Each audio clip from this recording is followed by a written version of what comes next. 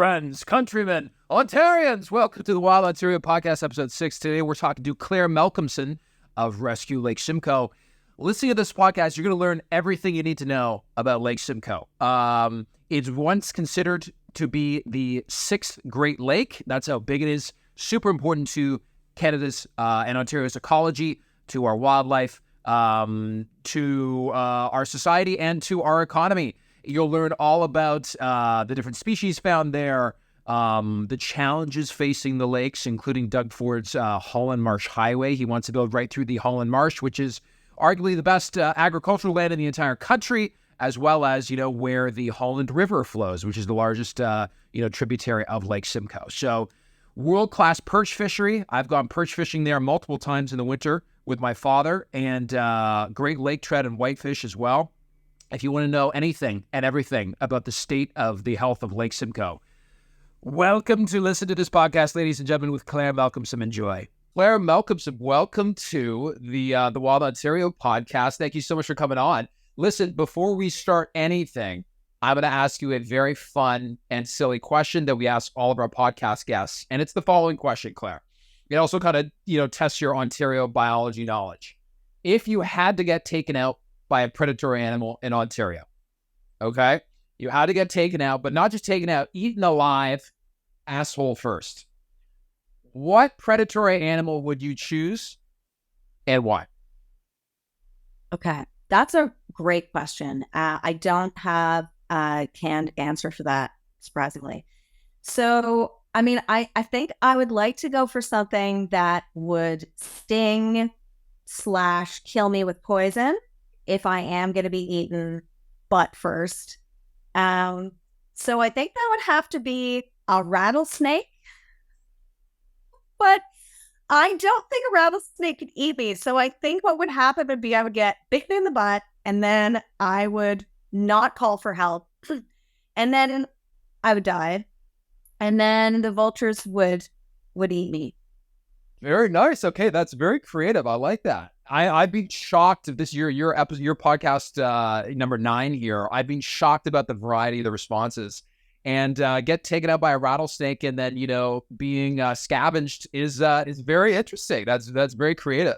In some cultures, like being scavenged and being distributed by the predatory birds is one of the ways you can easiest get to heaven. So if that's your thing, you might consider it. Absolutely. Well, welcome. What a way to start off the episode. And folks, Wild Ontario Podcast, we talk about conservation of health, wildlife, and wilderness here in Ontario. We're going to be talking about Lake Simcoe today. You can support the Wild Ontario Podcast on Patreon, patreon.com/Wild Ontario. And Claire Malcolmson, we were talking a little bit about this before we started recording. Why do you care about Lake Simcoe? You run this organization called the Rescue Lake Simcoe Coalition. Why do you care about Lake Simcoe, and what's so good about Lake Simcoe? Isn't it just some lake? Oh, now you've got my blood boiling. All right. So, Lake Simcoe is called the jewel of Southern Ontario because it's frankly hard to miss. If you go north from the GTA, you're going to be going through the Lake Simcoe watershed. So it's home to 500,000 people now. It is home to Rama First Nation, Georgina Island First Nation, Williams Treaties folks are there. It is sometimes referred to as the other Great Lake. Of course, it's nothing like as big as the other Great Lakes. It's like less than 1% of the volume of Lake Ontario, for example. But it's really nice for recreation. It's really nice for swimming because it's not as cold as the Great Lakes. It's the most intensively fished lake in Ontario, and it is the ice fishing capital of North America. So there are some fast stats for you. But in terms of, why I am paid badly and have been for 20 years to protect Lake Simcoe, you have to love a place if you're going to be a professional environmental advocate for it. And so for me, everybody has their reason for loving a place and their story, and that's all good. For me, I grew up cottaging there. My family's had land in Innisfil since 1889.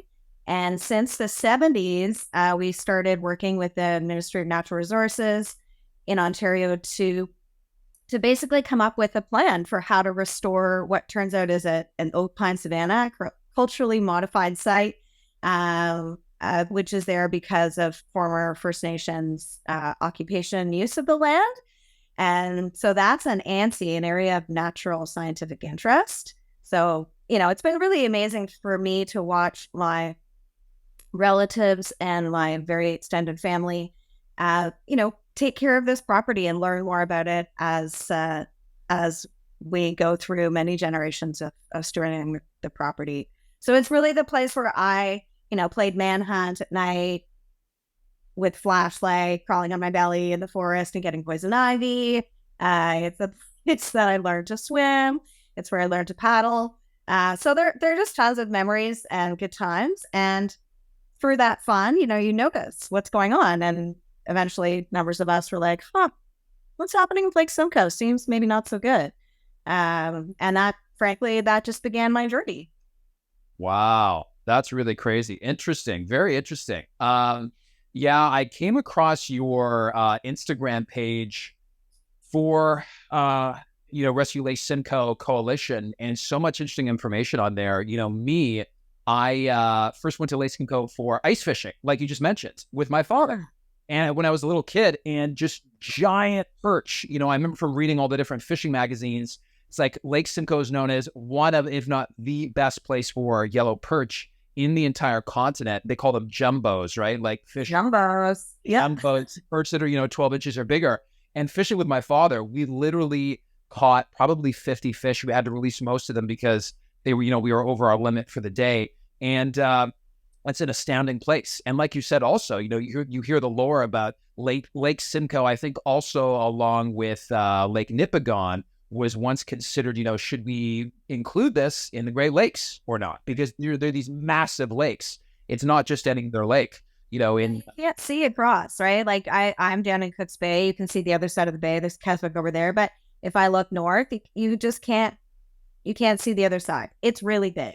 So that's a good thing. And also a bad thing, right? Because it's actually a huge geography. And so our coalition tries to represent all the different cottager groups and associations and residents associations and some environmental groups in the watershed that are concerned about the lake.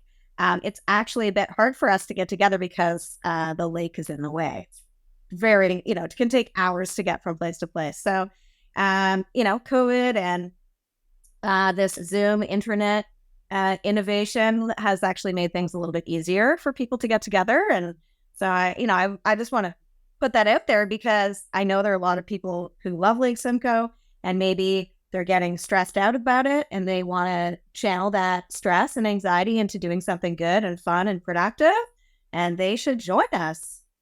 Right on. Absolutely. Yeah. It is such a huge place. I remember I've had to drive around Lake Simcoe a few times, and that's when you really get a sense for how big it is. I also forgot to mention my uncle has a property that is in Eudora, which is a little hamlet, if you know where that is. Yep. And literally right at the back of his property, there's this creek called Pefferlaw Creek that flows through there. And I've gone on a number of hikes back there with him and his dog. And Pefferlaw Creek is like the most beautiful thing I have ever seen. It's just magical, right? This super clear water, super sandy, bottom of the creek, just beautiful vegetation everywhere. You see runs of fish at certain times of the year to spawn. I think a lot of fish come up from Lake Simcoe to spawn in Pefferlaw Creek. And you really get a sense for how magical, the place is. That's another reason why I care so much about Lake Simcoe, personally. But speaking of rivers, maybe I should frame it from this perspective, actually. Lake Simcoe is this magical place, huge lake, very important. Also interesting stat, I think you said the recreational economy of Lake Simcoe is $420 million a year. Is that correct? Yeah, that's right. Huge figure. Cottagers, tourists, sightseers, swimmers, fisher people, all these kind of things. How is the general health of Lake Simcoe right now? Like, what grade from F to A would you give it? What's the state of the lake in the year 2023? Great question. I mean, I'd give it a C. because it's still swimmable. This is not a toxic lake, and hopefully it never is. But it's not really in my interest to oversell the lake. My job is to protect it. And so that means I have to be honest. I don't get any money from developers. I don't get money from government. So I'm just the straight goods. And so it's okay. A C, you're like, you can do better, but you're not failing. You give Lake Simcoe a C. You're not trying to oversell it. You're not a tourism manager. So yeah. Why is it a C that you say? Okay. I give Lake Simcoe a C grade because I think it's really important that we kind of know the path that we're on. So the good news is the remediation actions that governments pay for, that the Conservation Authority and Foundation work on, that the Ministry of the Environment and municipalities deliver on, these things really help. We have brought our phosphorus loads down over time from a peak in the 80s, but the low-hanging fruit has been picked, right? So all of the sewage systems, there are 14 different sewage systems that drain into Lake Simcoe.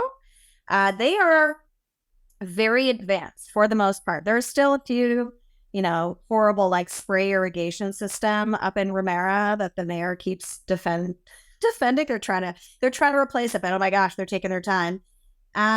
So we've done that. We've fenced the cattle out of streams. We have done a lot of the very relatively easy work to remove phosphorus from going into the lake.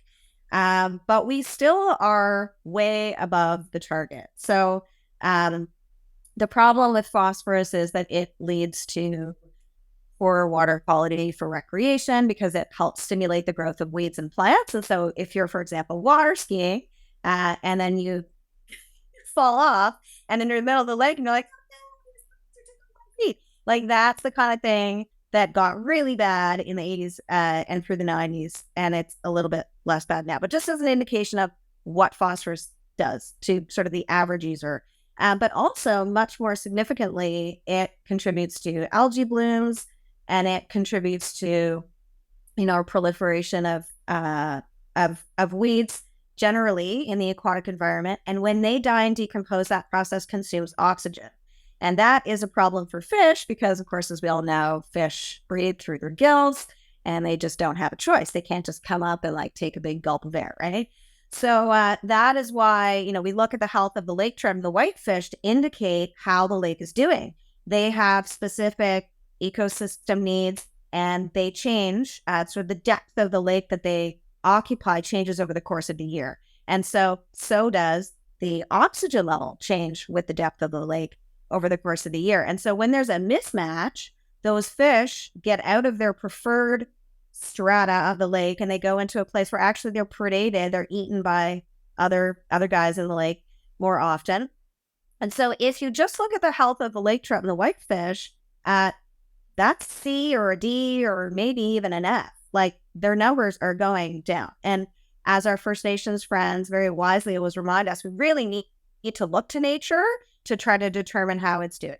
So it's not enough to just look at the numbers and say, way to go, Ministry of the Environment. You put out a report that, shared some facts that you handpicked that are the good ones. You also need to look at what nature is telling us, as I'm sure is 100%, your wheelhouse there, James.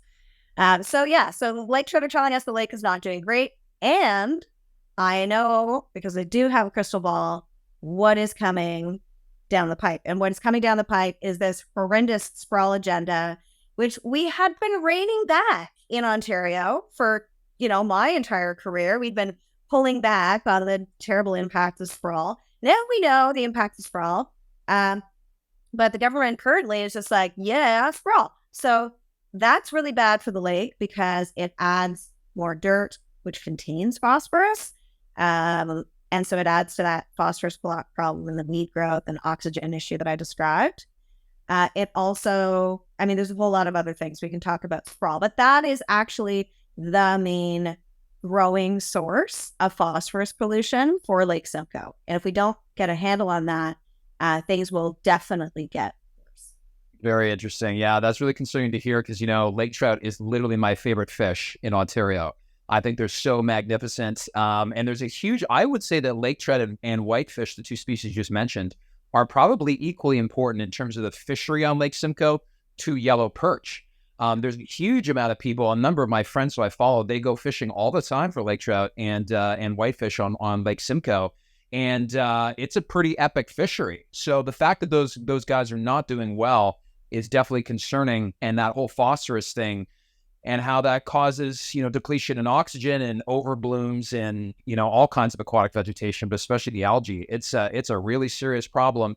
Enviro Defense got me to help share their campaign for Lake Erie, and Lake Erie's been dealing with phosphorus problems for a very long period of time, and that causes enormous havoc down in Lake Erie, where essentially sometimes, some years, like a third of Lake Erie is unswimmable and it's undrinkable. Like, it is an enormous, enormous problem. You said there's 500,000 people, Homo sapiens, that are kind of living in and around Lake Simcoe now. And that's very, very concerning for, all the species, including us that live around the lake. There was a really crazy interview I heard recently on an environmental podcast with a fellow who was from the U.S. Army Corps of Engineers, just recently retired.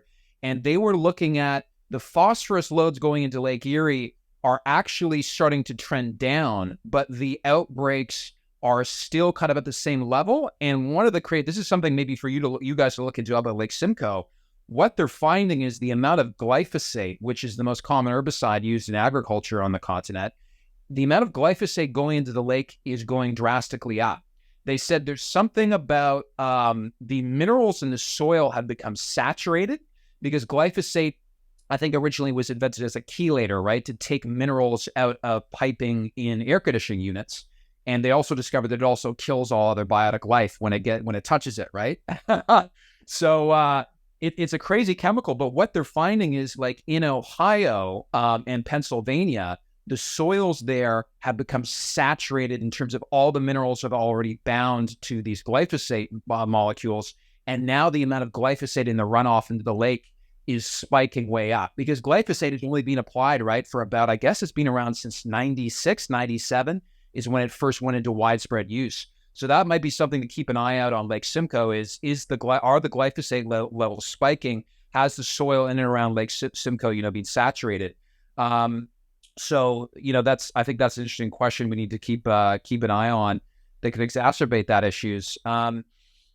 Other than phosphorus, if we're talking about other issues in terms of shoreline habitat, if we're talking about invasive species, if we're talking about heavy metals, are there any other big things that and we'll get into the highway and the sprawl thing in a second, but are there any other big things other than the phosphorus issue that are concerning you about Lake Simcoe right now? Well, salt, but that is related to sprawl on the highway, so we will talk about that. That is definitely a really bad, not even emerging anymore, but it's a really bad trend. But the other thing, and everybody can relate to this, I mean, it's natural areas. So one of the things the Rescue Lake Simcoe Coalition did that we're really proud of, partnered with Environmental Defense and Ontario Nature to run a campaign, which actually I was the campaign manager for at Environmental Defense, to get the Lake Simcoe Protection Act and Plan in 2008. And there was this very impressive team of scientists that informed the entire debate and provided the information so that it would be science-based and defensible. A little bit of a sidebar, to today, right, where the province of Ontario is saying, the Greenbelt is a scam. Okay, just Premier Ford, maybe in all the cabinet. But they have said the Greenbelt is a scam. It's really important that we're able to say these plans are not a scam. These plans are based on science, right? So certainly with the Lake Simcoe Protection Act and Plan, this target for phosphorus that we talked about, and a target for the amount of natural areas you should have, these are based on scientists' recommendations based on their field of study and their research. So at Lake Simcoe, we should have about 40% of the watershed in what they call high quality natural cover. And they've defined that and they've analyzed lots of areas. And although we have, 50 to 60% of the watershed in some form of natural cover, the government of Ontario right now is stripping away a lot of those protections. So we will lose natural cover. And that's really bad because the other, of course, nature, all the little critters, they need their natural habitat. That's fairly obvious. We all like recreating and fishing. This helps contribute to that $420 million a year sustainable recreation number. But also with climate change and climate change impacts, it's really important that we hold on to all the natural features that exist on the landscape right now, instead of believing in some freaking fantasy fiction where you can pick up a watershed and put it somewhere else because a developer wants to. It's just like, no, we just need to protect the watersheds. We need to protect the wetlands where they are on the landscape, to slow down water going into the lake, to absorb the pollution, to hold on to that extra water when you have flooding events, because we now know that phosphorus loads are driven by major precipitation events. So where you've got, especially in winter now, and you have these huge melt events, you got a ton of water just flushing across the landscape really fast, it can't get absorbed very easily. And so it just runs into the lake. And so the more natural areas we have on the landscape that are intact, that are functional, that can absorb that water, the less phosphorus will rush quickly off into the lake in those major storm events. Right. Very interesting. So do you know any kind of breakdown in terms of, so this incremental, you could call it non-natural phosphorus input into Lake Simcoe that's above and beyond the natural stuff that would be going in? Do you have any idea how much of that is from ag versus like septic tank and, other human related inputs? Like, do you have any idea? Well, yeah. Actually, we worked really effectively with the previous provincial government. It was a year of sitting around a table with multi-stakeholders to get them to take action through the Lake Simcoe Protection Act and Plan, and to analyze the information in a way that was actually helpful, that was going to be able to have us track back. So it is hard to say with agriculture because it's what's called a non-point source of pollution. It's really distributed across the landscape. There's no pipe that you can measure, right? So at first they just said, it's the tributaries. The tributaries contribute like 40% of the load or 60% of the load. We made them focus those numbers in a lot more. So agriculture probably contributes around 25 to 40% of the phosphorus load. Again, that depends on rain and precipitation levels. It depends on the year. It depends on the landscape, what type of soils. So it's really not all farmers are the same, and not all farm plots are the same. One of the things that has happened, I should give some credit where credit is due, is that the federal government a few years ago promised about $17 million to build a phosphorus recycling plant on the Holland River in the south end of the watershed in order to clean up the water that is around the Holland Marsh. So as people probably know, the Holland Marsh is the breadbasket, the food basket of Ontario, right? It produces like an astonishing percentage of our onions, carrots, celery, etc., like 80% or something like that. So we need that. We need the farmers. The farmers need to do what the farmers need to do to grow our food. But it does result in some pollution. And I'm not trying to insult the farmers by saying that. They're a little sensitive about that. But we need food, right? So now the government of Ontario has said that they too are going to contribute money to this process. And then they've told York Region to build it. I hope that the chair of York Region, who's also the chair of the Conservation Authority, will take pleasure in that exercise because it's really important for Lake Simcoe, and it's his job. Wow. So are they, what's being done with that $17 million? So they're going to build a plant on the Holland River. Maybe also just interject here, in terms of the major water input sources into Lake Simcoe, there's the Holland River, there's the Pepperlaw Creek that runs through Eudora where my uncle lives. A lot of I think people don't realize the Oak Ridges Moraine, which is protected by the Oak Ridges Moraine, Act. I think that was back in like 2000 under Mike Harris, Premier Mike Harris. All the rivers that flow to the north out of that, a lot of them go into Lake Simcoe. So a lot of the ones that go to the south go into Lake Ontario, and it was protected by conservative Premier Mike Harris because they realized, like, geez, this is the thing that's filtering and maintaining the quality of all of our drinking water for the city of Toronto. But it's not just for Toronto. All the folks that depend on Lake Simcoe, all these rivers flowing out of the Oak Ridges Moraine there also flow to the north. So other than the Holland, like, is the Holland River the biggest and most important tributary going into Lake Simcoe?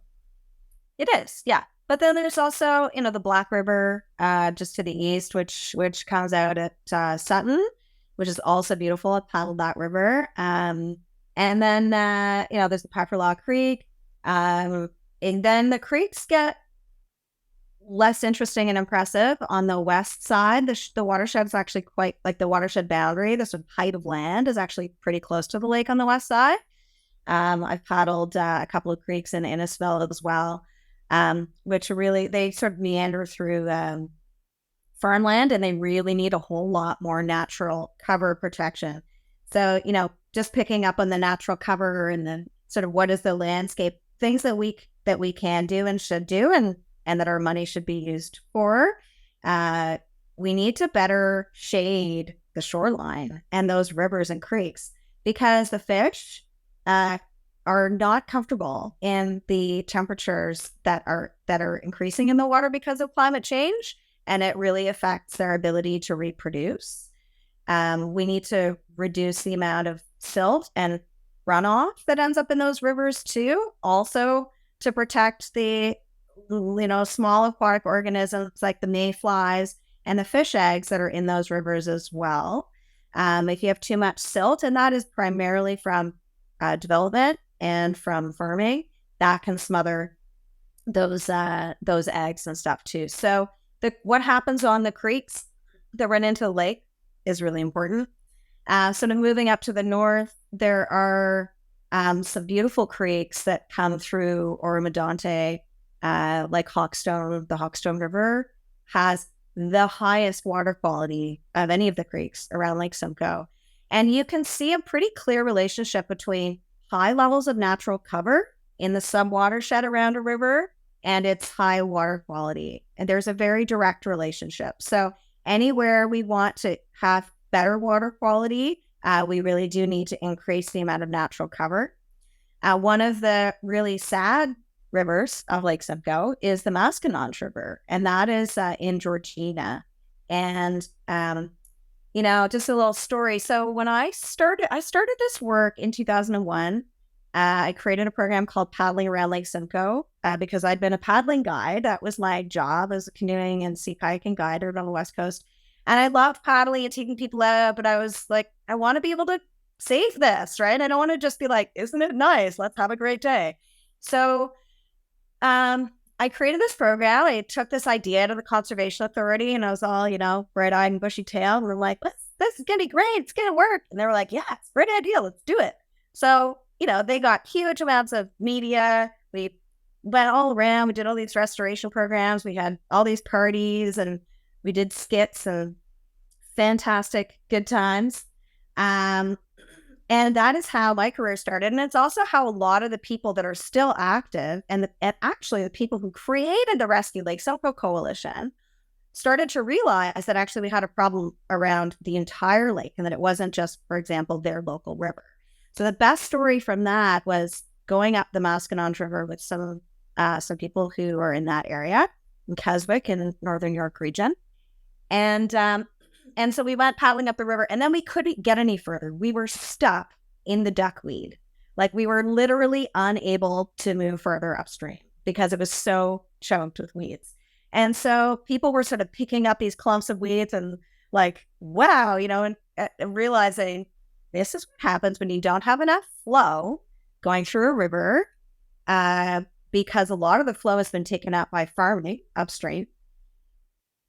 And also when you have too much fertilizer, the phosphorus and nitrogen issue, and probably something to do with the soils. There's a ton of sod farming in that subwatershed too, and that is notoriously hard on the environment. Don't grow grass if you can avoid it. And don't buy sod.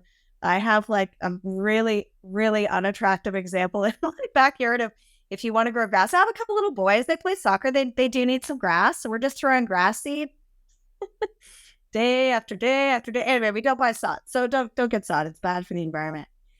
Anyway, so there's a little bit of a tour of some of the rivers and, how being in the environment can help people realize what's going on. Like, oh, I can see because my boat can't go any further that, too many fertilizers in the lake creates this kind of problem. So luckily, that kind of awareness in that moment led to the creation of the Rescue Lake Simcoe Coalition. And I didn't even do it. And then that spun off into a group called the Ladies of the Lake that were really great on media and very fun and bubbly, raised a lot of money, and helped our campaign to get the Lake Simcoe Protection Act and plant. And that is what a little paddling journey can do. Wow. Oh my God. That's so cool. That's a great story about how the, all of this started and, the importance of the arteries that feed into a lake. Because oftentimes people think about a lake and it's just, the lake itself, but all the arteries, all the watersheds feeding in are critical to the health of the lake in a big way. And, your point about, I guess maybe biologists would call this riparian habitat, which essentially means the habitat in and around the shorelines of any body of water, creek, river, lake, the vegetation that's there, it's really important. And when people pave over or cut down or replace this kind of habitat with grass or rock or other kind of landscaping, it can have an enormous effect on the health of these rivers. And one of the things is all of these things, phosphorus, salt, even a lot of other concerning, man-made chemicals, they don't get filtered out or don't have the opportunity to be stopped and then essentially filtered out by this vegetation that's along the side of these waterways. And the vegetation itself is obviously, habitat for so many different kinds of critters. It shades the water, as you say, keeping it cool. It's very important to have that. One of the big reasons that the Atlantic salmon went extinct in Lake Ontario is because all of the riparian vegetation was cut down on those big rivers and creeks flowing into Lake Simcoe. And it destroyed their spawning habitat, so that's really important. It's concerning what you're saying that a lot of the protections for this kind of riparian habitat and vegetation are being stripped away by the current government or the emphasis on protecting them.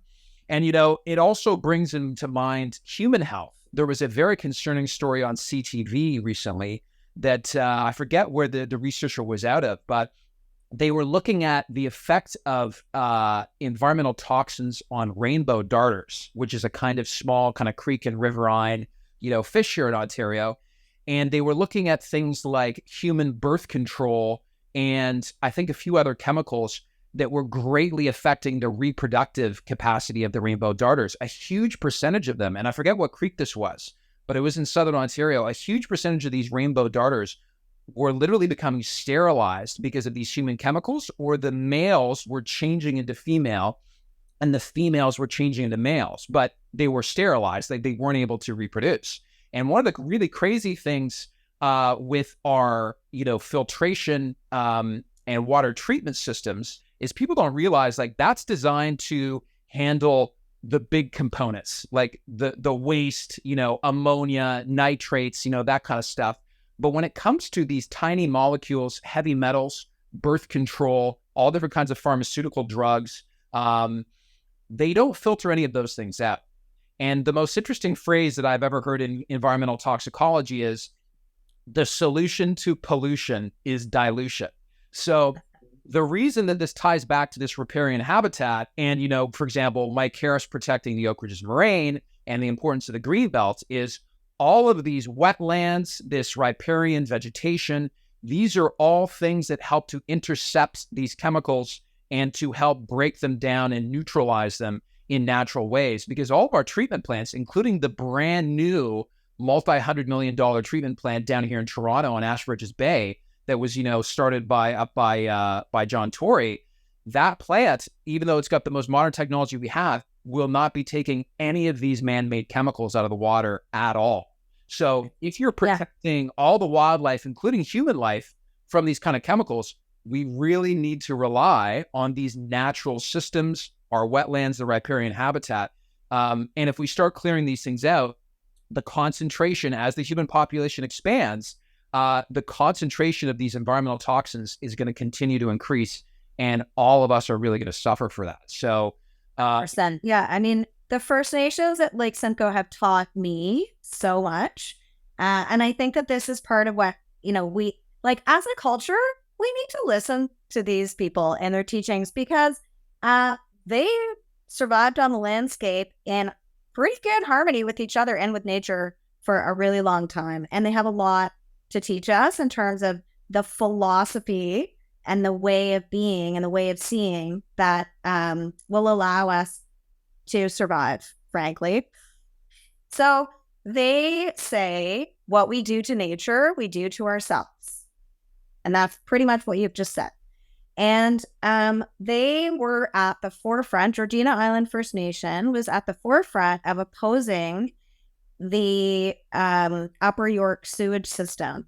So this was proposed in the 90s, first of all, to go south across the Oak Ridges Moraine into Lake Ontario at Duffins Creek in Durham. And then we got the Lake Simcoe Protection Act passed, and it says no new sewage treatment plants can be built on Lake Simcoe. One, because we are trying to bring down phosphorus levels, and just trying to answer a previous question of yours about, well, it used to be about 6%, 15 years ago. Now it's only about 3% of the total phosphorus load comes from sewage treatment plants. We were able to reduce the load with technology and with money. So only 3% now comes from sewage treatment plants. That's great. But because we're trying to bring it down, there was a cap. So we were really surprised when then the government of Ontario said, hey, we have an idea. Let's not put this stuff in Duffins Creek. Let's put it in Lake Simcoe. We're like, what the hell? You just passed a law that says you can't do that. Why are you proposing this? So really, it was driven by developers. Developers influenced governments of all stripes.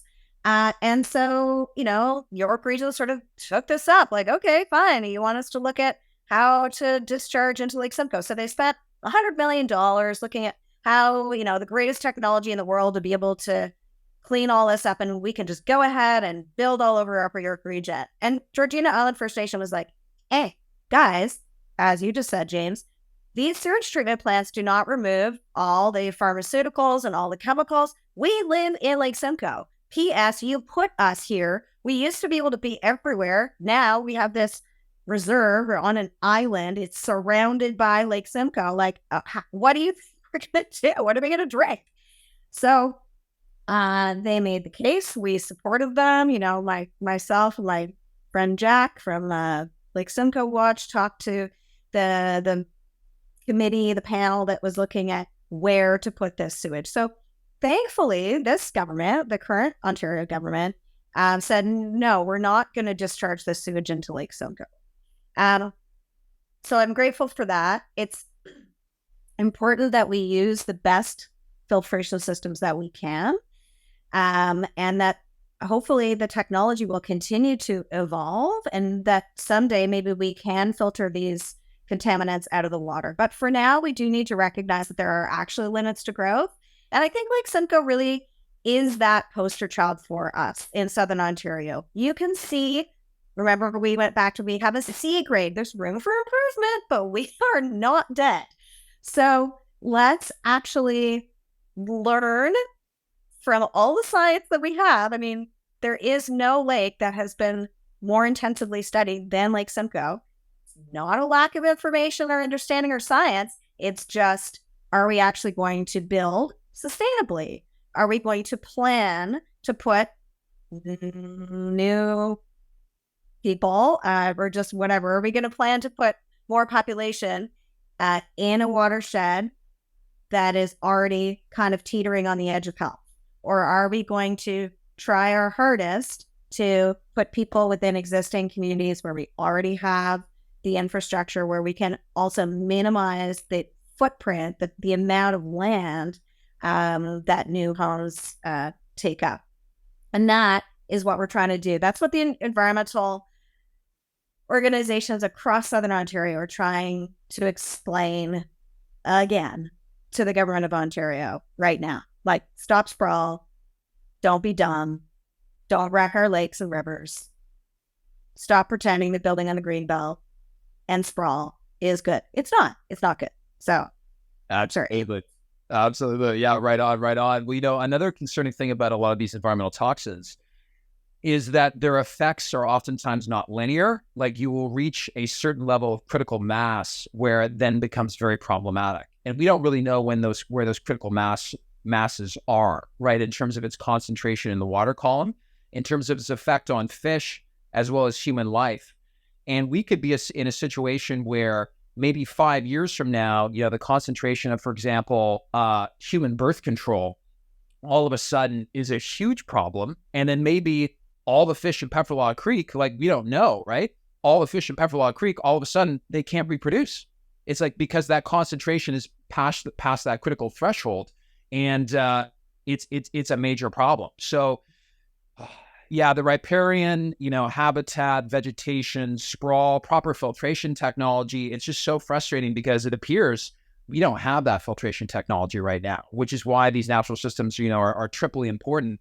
I use an activated, I believe it's carbon or charcoal filter in my home, which does neutralize those things. But I don't know if that kind of technology on the industrial scale, the municipal filtration scale, is possible to run all water through that kind of thing. I guess reverse osmosis systems will also work.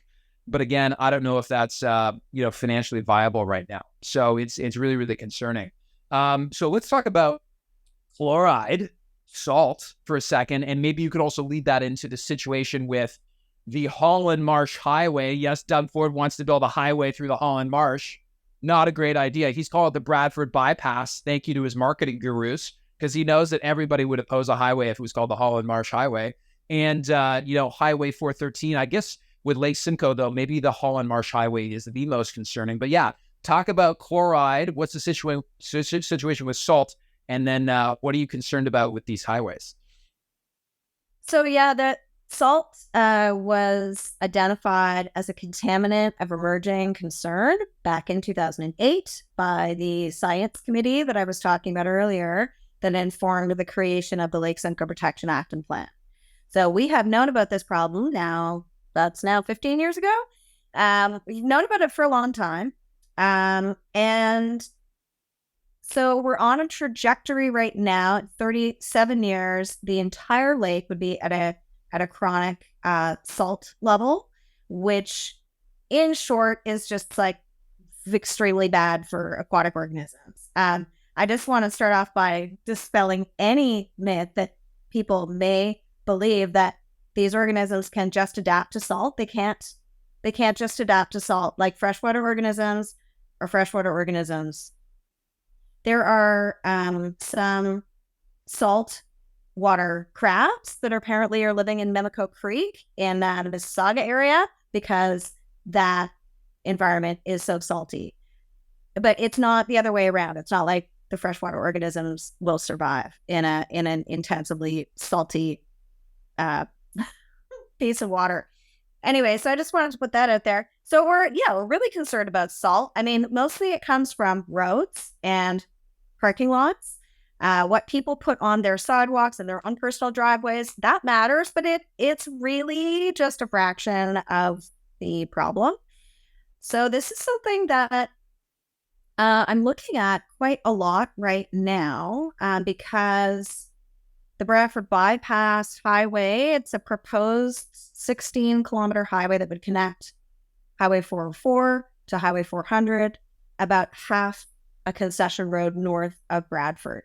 And that is it would go from York Region in the east to Simcoe County in the west. This was proposed in the 70s. And remember, in the 70s, it was just like, yeehaw, guns a-blazing, let's go fishing.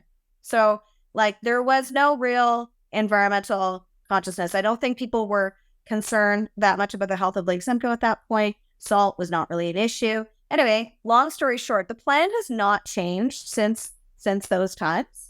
So it was a bad plan then, and it is even worse now because we know better. So one of the issues with this highway is that it will then spew salt into the East and West Holland rivers, which flow north into Lake Simcoe. East Holland River is already above the chronic salt level for most of the year, like winter, spring, summer, fall.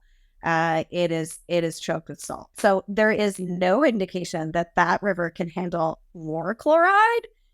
That's also not too far from Georgina Island First Nation. They're really, really just above Cook's Bay, just a bit hooked to the right over past Cook's Bay. So we're concerned about the salt impacts. The other problem is that it goes over, something like 18 hectares of forest and wetland habitat and would wipe it out. It's an elevated highway. They don't have engineered designs. Okay, so this is such lunacy. Like, I need people to understand how incredibly stupid this plan is. So the government has basically said, we're going to put it here because our motto is get it done. We're going to put it here regardless of anything any of the studies tell us. So we've been reading their studies. Studies don't save the environment. Studies just tell you stuff. Studies, in the absence of rules and enforcement, are, maybe you want to just call that red tape. I don't know. But I would say it is a diversion from actually doing anything useful. I know that people of all political stripes like Lake Simcoe, and so this is not a partisan thing. I think people expect that our government is going to actually act responsibly. I think this is a pretty good time to remind people that we have a lot of evidence that this government is not acting responsibly and that they're like process schmocess, right? They don't like process. They don't care about process. The Bradford Bypass so-called process has been an absolute joke. So basically they said, we are going to bypass the whole environmental assessment process because there was a conditional approval in 1997. So the conditional approval had conditions, and they really don't even have to meet the conditions anymore, other than putting together a groundwater protection plan. But I've read the groundwater protection plan, and the groundwater protection plan is, when we get to the detailed design, we'll figure this out.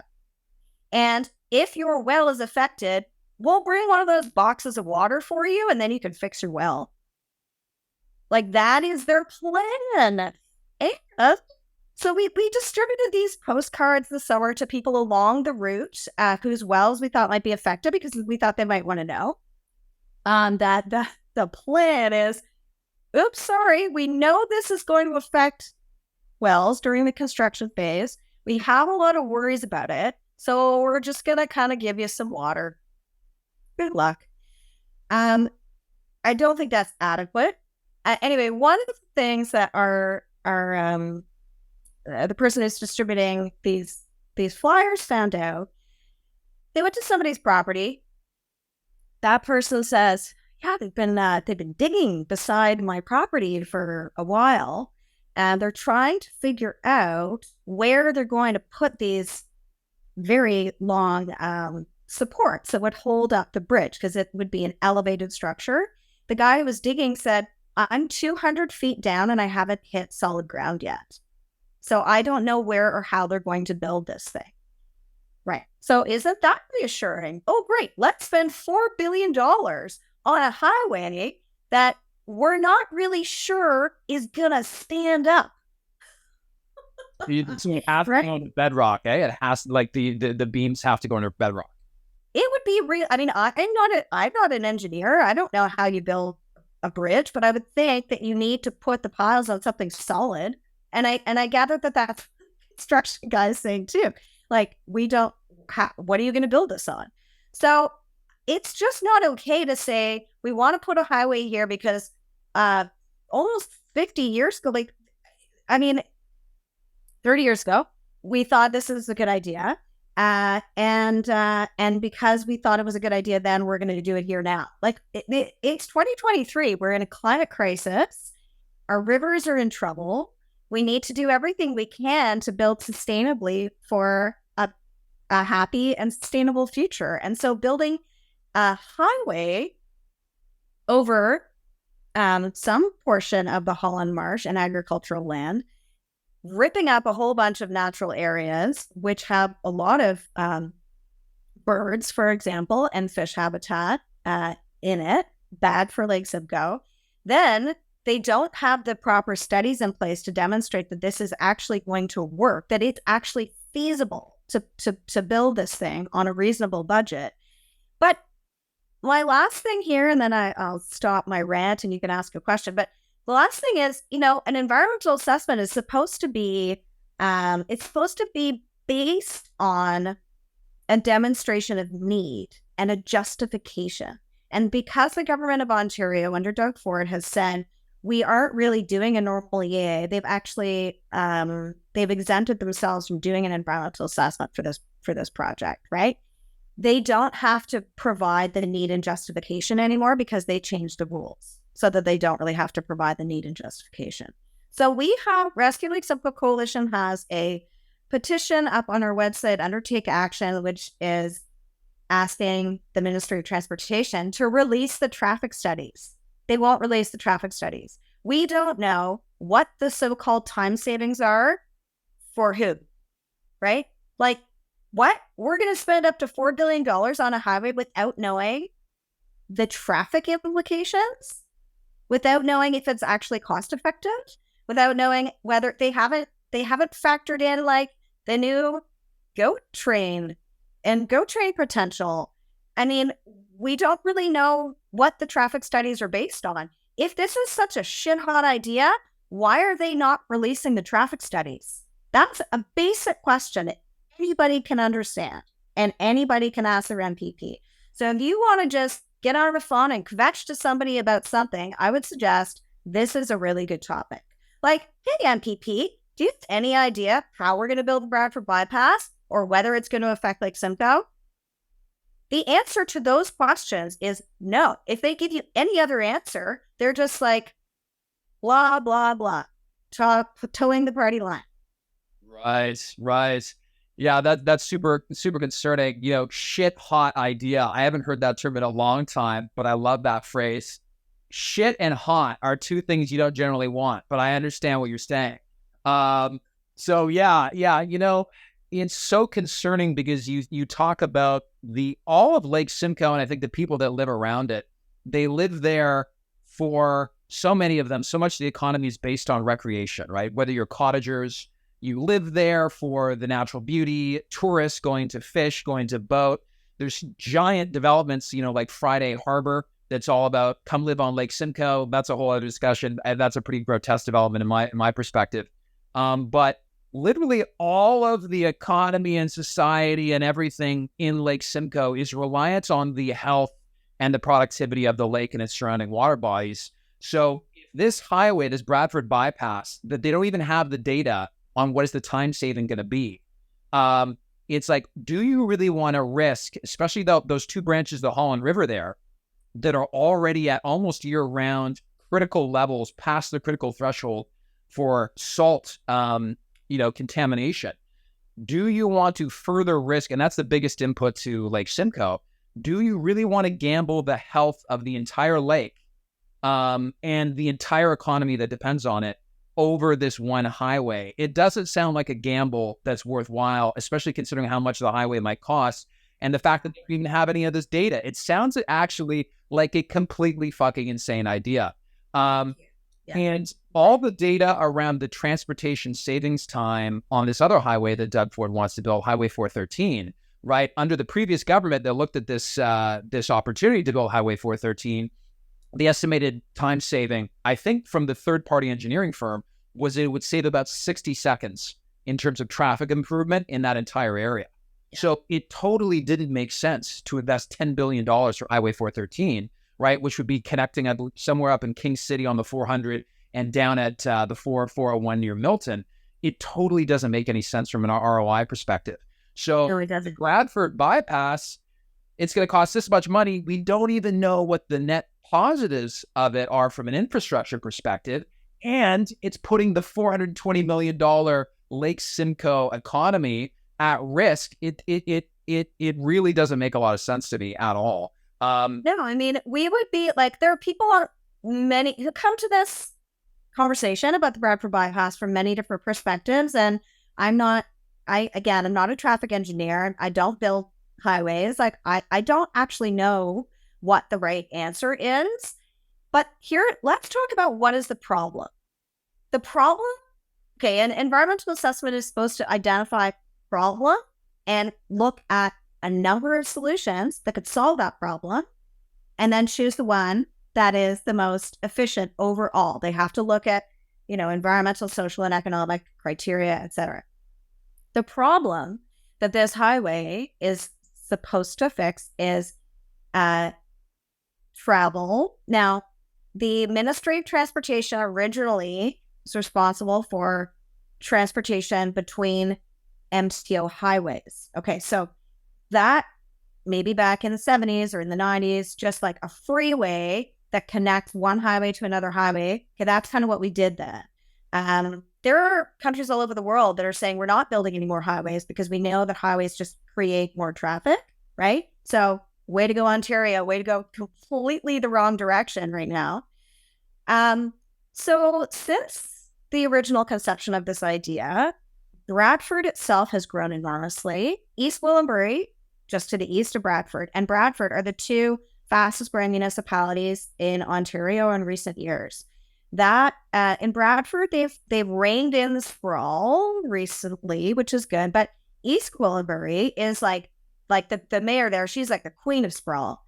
It is nuts. Like they're just like, let's use 100% of our white belt lands. Anyway, that's a whole other conversation. But their population is projected to grow by 400% by 2031. So that is the highest rate of growth of any municipality. So what was the original problem? Connecting highway to highway traffic. Now the problem is sprawl and all of the development, right? And all these people who live in communities that don't have transit, and they live in communities that are at such low densities that transit isn't going to work. Okay, so it is a problem that we are actually creating.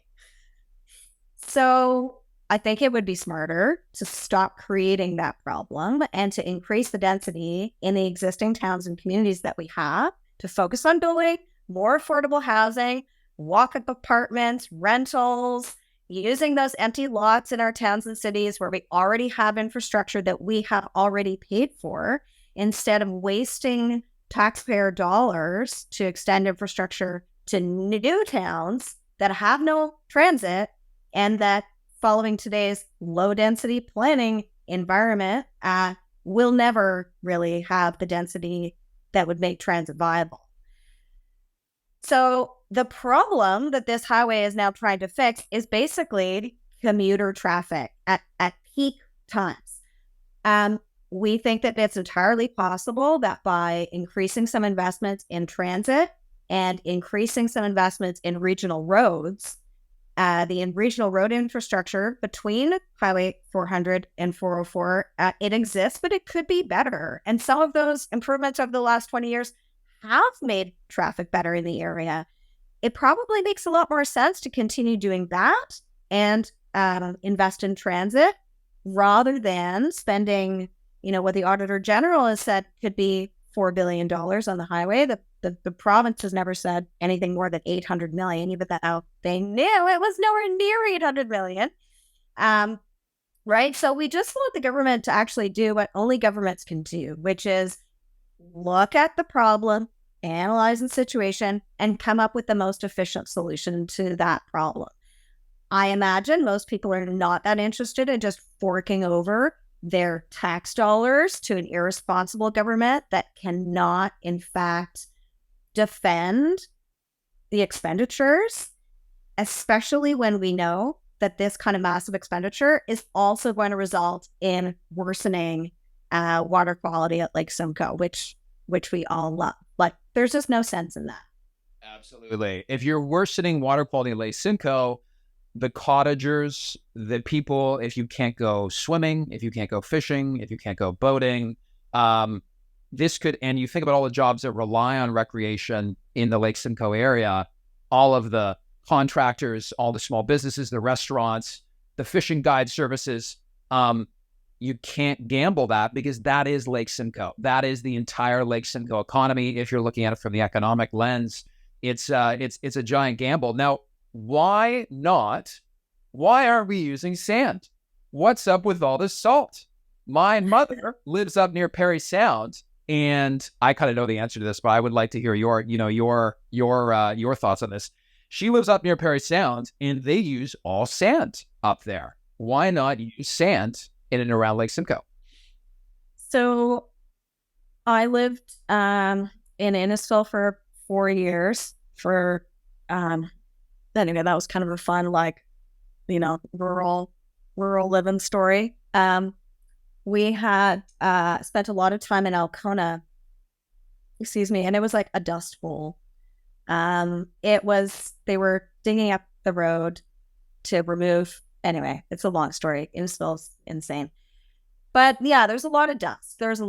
So what happens is all that sand ends up just on the road. And then in the spring, they have to clean up the sand. So you have these street cleaners going around vacuuming up the dust.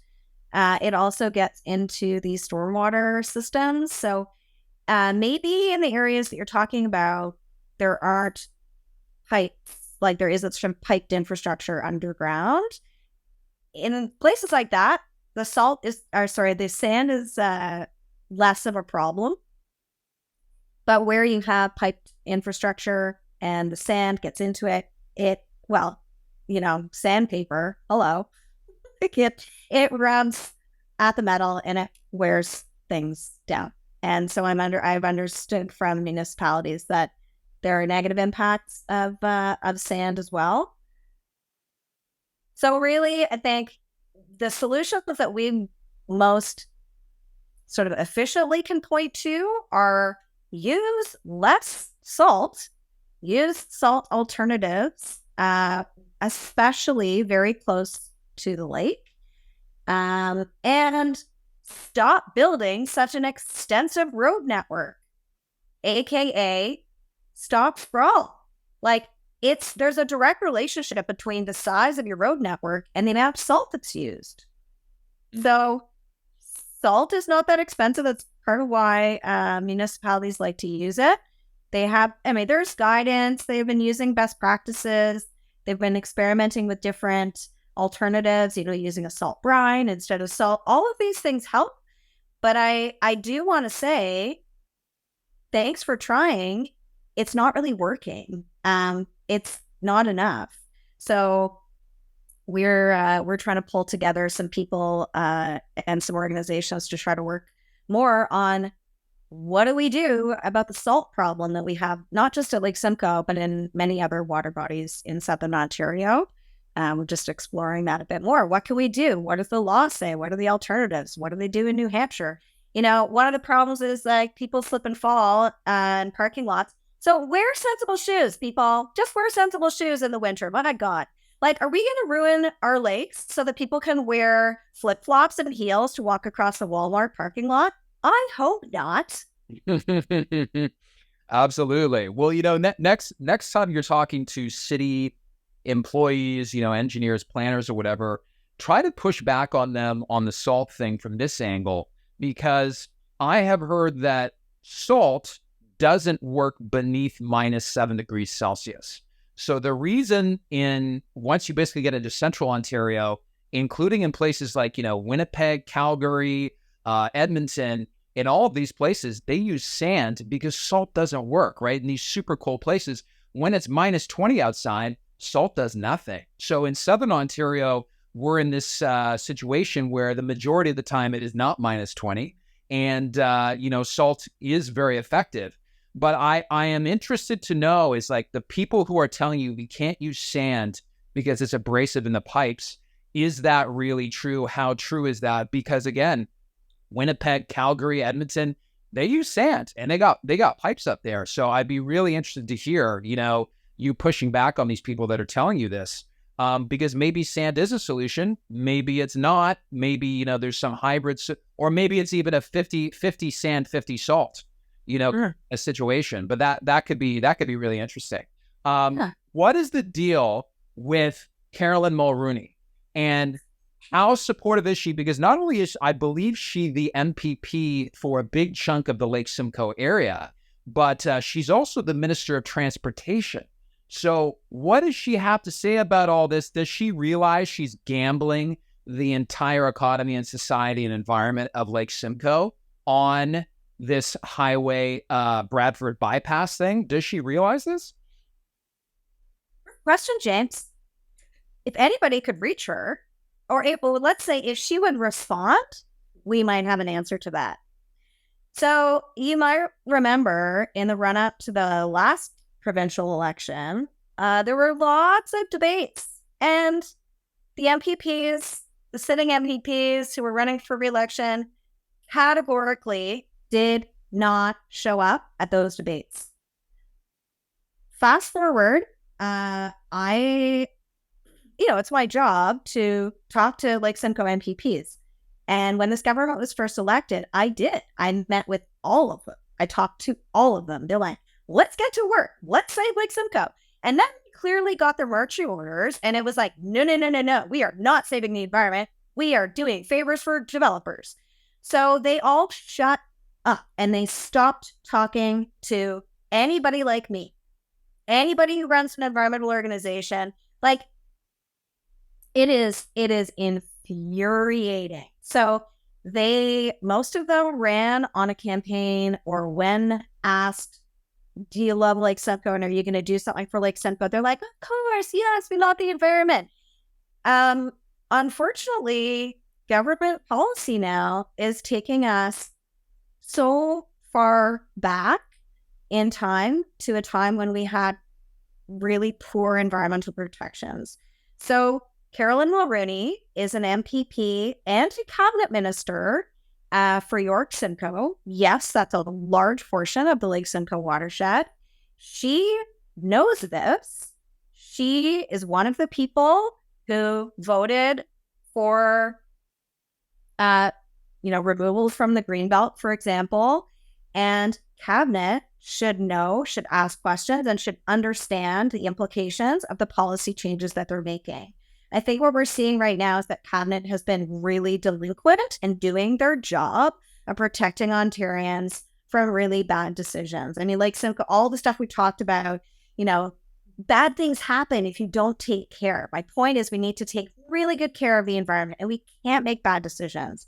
And we rely on government and their really fat salaries to do the right thing, right? To actually protect us. And so I'm super frustrated with Carolyn Mulrooney because she stopped meeting with me. She stopped listening to environmental advocates.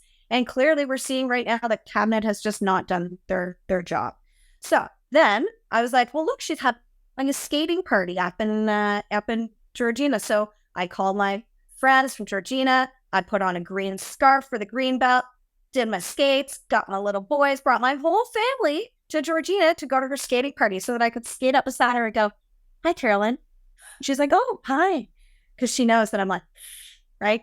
So I'm being really nice. And I was like, I've been really trying hard to get a meeting with you because we need to talk about how you're going to help protect Lake Simcoe like you promised. And I'm not getting anywhere. And so she's like, oh. And then I still haven't had this meeting. It's been like a year and a half. I wrote an op-ed about it. I'm like, I have made multiple phone calls. No, no, they're just not there. They're just not listening. So, it's not like I don't care what government is working in Ontario. I really don't. I just want them to do their job. So I think people need to know that. If you think the government of Ontario is protecting the environment right now, they're not. And the Lake Simcoe MPPs that are supporting, reducing the powers of conservation authorities, eliminating density targets, eliminating the growth plan, getting rid of the natural heritage system, which we have worked on and which taxpayers have paid for. Municipal, regional, and provincial people have worked a ton of time, tons of money to create a natural heritage system with a growth plan. The government is going to throw that in the garbage. Like, just the number of examples are just endless. I should say, I think it's really awesome that so many people are vocal in their love of Lake Simcoe. And I think that the reason Lake Simcoe has actually got a couple of really good outcomes from this government that I should point to, which is the redirection of the Upper York sewage system and the building of this phosphorus reduction plant on the Holland River. Those are two things that this current Conservative government have said that they would do and would pay for. Those are good things. Okay. I think we got those things because a lot of voters around Lake Simcoe have been very clear with their MPPs that they love Lake Simcoe and that they expect their MPPs to protect it. So well done, all the people who do that. If you're somebody who loves Lake Simcoe and you haven't yet reached out to your MPP, please do that. There's a take action section on our website, rescuelakesimcoe.org, where you can find some actions. We're doing a phone zap actually on the 21st of September. So we get together online. We say, here are the numbers that you can call. Here are some points you can make. And then we all mute ourselves and then we make our phone calls. And then we come back together and we kind of debrief about it. So we're doing this in the evening so that anybody can join. It's, after hours for most people's work days. And that's just an example of the kind of thing that we can do together to help encourage people to do what they can to encourage our MPPs to do their jobs. Right. Yeah, that's awesome. That's awesome. Okay. I'm about to have you give shout outs in terms of all your platforms, where you want to send people who want to help out with what you're doing. And it's such a universal message, especially in the Lake Simcoe area, because it really is a recreation. Again, if you want to come back to the bloodthirsty capitalist perspective of, it's all about the economy, the whole economy, it's the wealth and also the health of everyone in that whole region depends on the health of Lake Simcoe. So it's really, really critical. This is not a, liberal versus conservative versus Green Party kind of thing. It's super important for everyone. And just an idea that I'll kind of leave you with. You're obviously a master Jedi at this, but you've been doing this for such a long time. I have been on Wild Ontario basically over the past 2 months. I've been trying to build this community that brings as broad an audience together as possible for conservation in Ontario. And, I'm an ex-vegan. Now I'm a hunter and a fisherman. I've been into bird watching. I've been into camping. I've been into totally uninterested in the environment and just interested in downtown Toronto, all these different phases throughout my life. And all throughout those, I've kind of realized, I'm like, listen, I've always kind of cared about conservation and wildlife and all this kind of stuff in all these different phases. So why not try to bring all these people together? And it's so weird because in the comments on my videos, I've got vegans and hunters arguing, but they're both following me. You know what I mean? Yeah, good for you. That I'm putting out. So one idea that I'm trying to share with people is that, sometimes I think environmental organizations can get siloed away from some of the broader, not a broader audience, but for example, maybe outdoors people. I see in Lake Simcoe, the outdoors people I think would be very conducive to the message that you are delivering. There was even an article in Ontario Out of Doors magazine, which is the biggest kind of outdoors magazine in Ontario, about Lake Simcoe and the Bradford bypass, a few months ago. And I was like, right on, guys. Like, you should be hammering on this because so many people I know go fishing all the time in Lake Simcoe. You know what I mean? So that's just a germ of an idea for you there. You probably already doing, stuff like this. And maybe that, because maybe if, Carolyn Mulrooney, it's you and the head of like the Ontario Federation of Anglers and Hunters that are showing up at her office together. Maybe she's like, well, holy shit. It's like both these people together. That's crazy. Because really, like, as an outdoorsman myself now, most outdoorsmen are environmentalists. They just for sure have a different tact sometimes, but anyways, that's just a random idea for you. It's actually, no, it's 100% what we're trying to do. And, we just don't have a you being me. Like, I'm just me, and I just don't have the same appeal maybe for the hunting and fishing community that you do, but I really appreciate that. I mean, we've definitely been making friendships and relationships with more people who, for example, run ice fishing businesses, so that our messaging, where, as you say, where messaging is shared and is the same, the message is delivered by people who are not, who don't have a master's in environmental planning in the Lake Simcoe Protection Plan, like me being the nerd that I am, but rather, just like a fishing guy, right? So yeah, I mean, there's tons of overlap between what environmentalists want and what outdoors people want. I think it is really important that we forget about partisanship here and not assume that all environmentalists are of one or the other political stripe. And just focus on the things that we value and that we share a love of, and just focus on that, right? Like, tell your government that you want them to protect the environment, and, don't believe all the hype. Like, it's not like if you're a conservative, you have to love bad ideas. No, like, a lot of conservatives are really, really upset with the government of Ontario right now because they keep pushing these bad ideas, really expensive and environmentally damaging ideas. I mean, conservative contains the word conservation and conserve, right? And that is a fundamental principle of First Nations philosophy. I mean, where do you put that on the spectrum? Is that left, right? Like, it doesn't matter. We have a planet to save. And so I think it's really important that people just break down these silos. We've been trying to do a better job of that, but I think this podcast and connecting with you is really a great step on that journey. So I really appreciate your help. Absolutely. Well, thank you so much, Clara Malcolmson. And, I would classify you as a wild Ontario legend because you've been at this for 20 years and you're on the front lines, literally carrying the stone on your back for Lake Simcoe. Your work is so appreciated. I have to tell you that. And just remember, it's like there's so many people out there, I think, rooting for you. And even if they don't know about you, they would appreciate your existence so much. Your existence on planet Earth, you're literally making the Earth a better place. It would be a worse place if you weren't here. So thank you so much. And is there any place you want to send people, like Instagram, your website, any particular petitions out there right now you want to direct people towards?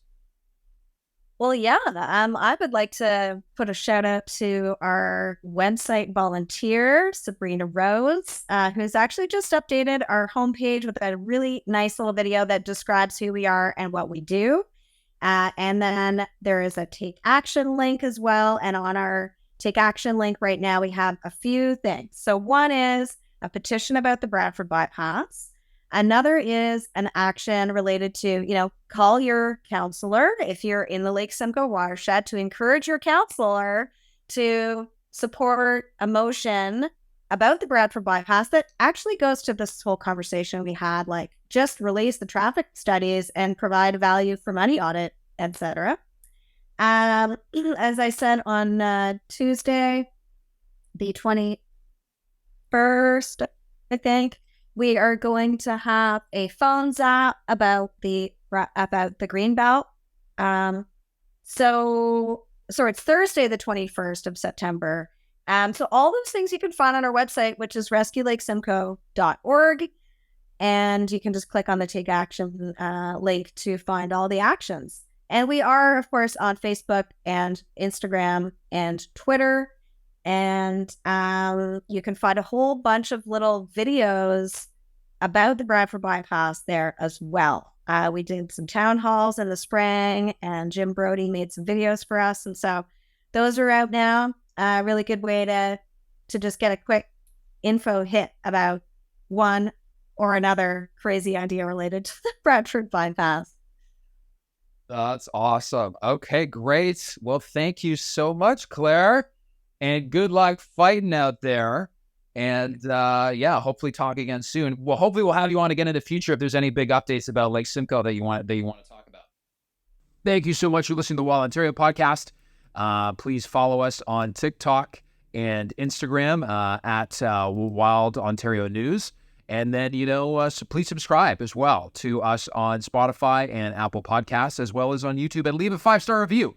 Thank you so much, everyone. May the gods bless you, you Wild Ontarians.